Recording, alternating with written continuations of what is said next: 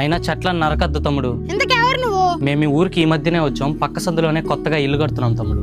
అయినా ఈ చెట్లను నరికేస్తే నీకేం ప్రాబ్లం నా? ఈ చెట్టనే కాదు, ఏ చెట్టు నరికినా మనందరికీ సమస్య. ఏందా సమస్య? ఒకసారి ఆ చెట్టుని కింద నుంచి పైకి చూడండి.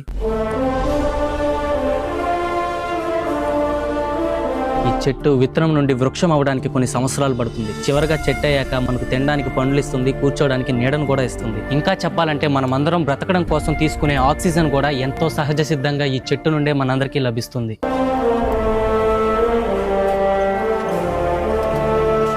ఇంత చెప్పాక కూడా చెట్లు నరకతారా?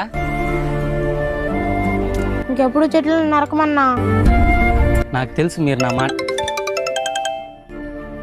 ఒక్క నిమిషం, మా ఇల్లు కట్టే మేస్త్రి కాల్ చేస్తున్నాడు. హలో, చెప్పు మేస్త్రి. సార్, ఇక్కడ మీ ఇంటికి గోడ కట్టాలంటే చెట్టు ఒకటి పెద్దది అడ్డంగా ఉంది సార్, ఏం చేయమంటారు? ఏంది దానికి కూడా నాకు ఫోన్ చేయాలా? ముందు జేసీబీని పిలిపించి ఆ చెట్టుని పీకిచ్చేయ.